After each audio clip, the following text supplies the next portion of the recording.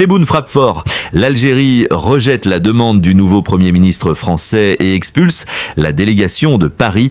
Depuis la nomination de Sébastien Lecnu à la tête du gouvernement français, les relations entre Alger et Paris s'enfoncent dans une spirale de tensions inédites. Abdelmadjid Tebboune vient d'envoyer un message clair et sans équivoque. L'Algérie n'accepte plus ni injonction ni marchandage. En rejetant catégoriquement les demandes françaises et en ordonnant l'expulsion d'une délégation officielle, le président algérien affirme la souveraineté nationale face aux pressions de Paris, un tournant historique qui redessine l'avenir des relations algéro-françaises. Avant d'entrer dans les détails et de révéler les vérités cachées, un petit mot, si ce contenu te parle, ne reste pas simple spectateur. Ne sois pas un invité de passage, deviens membre de la famille. Abonne-toi dès maintenant et active la cloche pour ne rien manquer des prochains épisodes, car la suite sera encore plus profonde, de plus explosive, et pourrait changer ta vision de ce qui se joue en coulisses. Bienvenue, aujourd'hui on se penche sur un sujet particulièrement tendu, les relations entre la France et l'Algérie. On sent un froid, un vrai froid. Paris essaye des choses, Alger semble dire non à tout. Qu'est-ce qui se joue vraiment là, en coulisses ? C'est plus qu'un froid, oui. On assiste à une sorte de redéfinition des règles du jeu. Ou plutôt, du non-jeu actuel. L'arrivée de Sébastien Lecornu à Matignon, bon, il est proche de Macron, ça devait, peut-être, relancer les choses. Oui, on pensait voir un nouveau canal, peut-être plus direct. Exactement. Mais ça a eu l'effet inverse, en fait. Ça a presque servi de révélateur. Comment ça ? La réponse d'Alger a été immédiate, non ? Et plutôt sèche. Cinglante, oui. Un rejet net des premières approches. Et c'est pas juste une humeur passagère, quoi. C'est significatif. Une porte claquée au nez, carrément. Mais pourquoi si fort ? Disait. Il faut regarder ce qui a été refusé concrètement. Des demandes françaises précises sur la sécurité et le renseignement. Des domaines cruciaux pourtant, surtout avec le Sahel qui brûle à côté. Justement, Paris se voyait peut-être encore indispensable sur ces points, et Alger a dit non, fermement. Le point culminant, ça a été cette visite du patron de la DGSE, non ? Rentrée bredouille ? Oui, et puis juste après, en juillet, la décision algérienne, 4, on arrête la coopération sur l'enseignement, on coupe. Ah oui, ça, symboliquement, c'est énorme. C'est une provocation. Ils cherchent l'épreuve de force. C'est surtout un message politique très très fort. En gros, Alger dit « on refuse votre logique d'injonction, de marchandage, c'est fini ça ».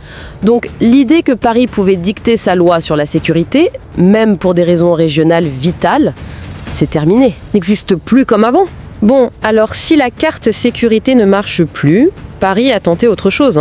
On a vu ressortir tous les dossiers, mémoriels, les crânes des résistants, les essais nucléaires. Oui, même le retour des entreprises françaises. C'était une tentative de créer des leviers, comme on dit, ou c'était juste un peu désespéré ?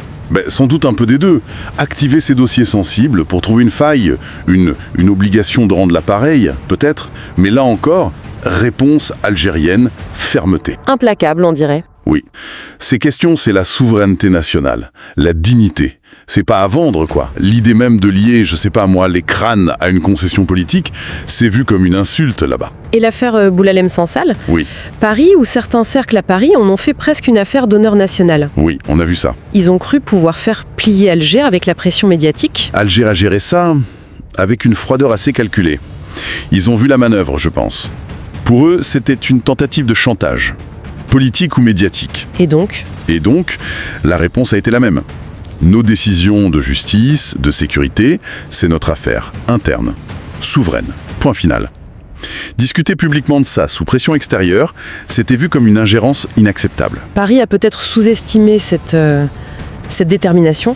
Probablement. Ils espéraient un geste, un symbole, qui n'est jamais venu.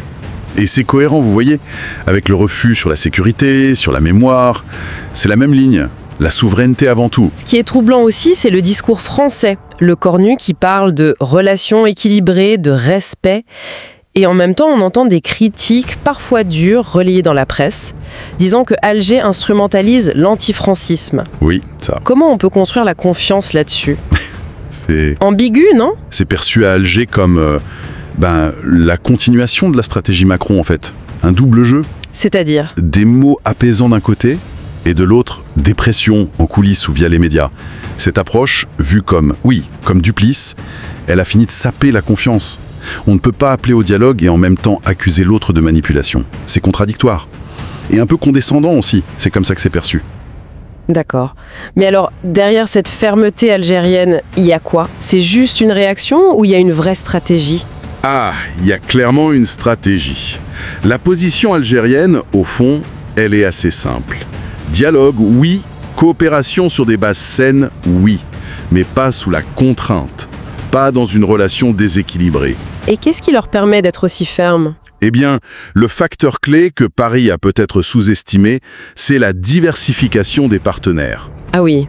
Ces dernières années, l'Algérie a beaucoup ouvert son jeu. Énergie, défense, commerce. La Chine, la Turquie, l'Italie, la Russie aussi. Ils prennent de plus en plus de place. La France n'est plus le partenaire quasi unique ou archi-dominant qu'elle était. Son poids relatif a diminué. C'est mécanique. Et ça leur donne plus confiance? Plus de marge de manœuvre pour dire non, même sur leur renseignement? Ils sentent que Paris a plus besoin d'eux que l'inverse maintenant. C'est exactement ça. C'est l'analyse qui domine à Alger, oui. Ils voient les situations Sahel, la perte d'influence française. Et ils se disent, c'est Paris qui est demandeur maintenant. Surtout sur la sécurité. La France a besoin de notre expertise, de notre réseau dans la région. Et Alger le sait. Et Alger le sait et utilise ça. Ça inverse la pression. Les visites récentes, comme celle de Barrot, le ministre des Affaires étrangères, ça n'a rien donné de concret. Des rencontres protocolaires, quoi. Voilà, protocole, atmosphère glaciale et rien. Le message est clair. Notre souveraineté n'est pas à négocier. Peu importe les approches. Difficile de ne pas parler de l'histoire quand même. Ce passé colonial, omniprésent. Est-ce que tout ne revient pas toujours à ça, au final? C'est le socle de la relation. Impossible de faire comme si ça n'existait pas. La mémoire, c'est central. Pour Alger, il n'y aura pas de vraie normalisation, de réconciliation, sans excuse officielle de la France pour les crimes coloniaux. C'est posé comme ça, un préalable. Une question de dignité. Mais Paris refuse toujours ces excuses formelles. On reconnaît des choses, on fait des gestes symboliques, mais le mot « excuse », il bloque. Pourquoi cette crispation française, au fond? La peur des réparations? Ou c'est plus profond? Il y a sûrement plusieurs raisons. La crainte des conséquences juridiques, financières, oui, bien sûr. Mais il y a aussi la politique intérieure française. C'est compliqué. Certains électeurs, certains politiques sont attachés à une vision, disons, moins critique de la colonisation. Et peut-être aussi, oui, une difficulté à accepter une histoire où la France n'a pas toujours eu le beau rôle, quoi. Ce blocage sur la mémoire, c'est un poison lent. Et j'imagine que les médias des deux côtés n'aident pas toujours. Ah non. En France, on lit souvent l'Algérie est butée, irrationnelle. En Algérie, la France est arrogante, néocoloniale. Comment on sort de ce dialogue de sourds? C'est un cercle vicieux, oui. Les médias amplifient souvent les stéréotypes. En Algérie, l'image dominante, c'est celle d'une France qui n'accepte pas d'avoir perdu son influence, qui veut garder une forme de tutelle. Et en France? Et en France, l'insistance azérienne sur la mémoire est souvent vue comme une façon d'utiliser le passé pour des raisons politiques actuelles. Ce décalage des perceptions, cette méfiance, ça rend tout rapprochement très, très difficile. Chaque mot est pesé, surinterprété. Et économiquement, est-ce que ce froid diplomatique a des conséquences concrètes? Est-ce que la France paye le prix sur le terrain des affaires? La tendance est là, oui, et elle s'accentue. Les parts de marché françaises diminuent. La Chine est le premier fournisseur maintenant. La Turquie, l'Italie sont très présentes. Elles gagnent du terrain. Et puis Alger a durci les règles pour les investisseurs étrangers, y compris les Français. C'est-à-dire? On exige le respect de la souveraineté dans les contrats, des transferts de technologies réelles, des investissements locaux. L'époque où la bonne relation politique ouvrait toutes les portes économiques, c'est fini. L'influence économique française recule. C'est structurel. Alors vers quoi on va? Une rupture?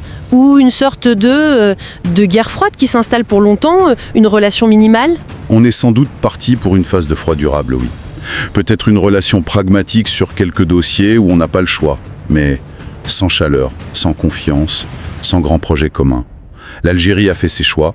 Souveraineté, diversification, exigence de respect. Elle ne semble pas prête à changer de cap. Et la France, elle? Elle semble un peu prise dans ses contradictions, non? Entre dire qu'on veut tourner la page et ses vieux réflexes qui reviennent. Paris a du mal à adapter son logiciel, oui. Le discours change, parfois la main est tendue, parfois la critique est vive. On reconnaît des torts historiques, mais on refuse le geste fort que l'autre attend. Il y a une vraie difficulté à accepter une relation d'égal à égal, débarrassée du passé et de la tentation de l'influence à tout prix. Tant que Paris n'aura pas fait cette révolution interne dans son approche, c'est difficile d'imaginer une amélioration.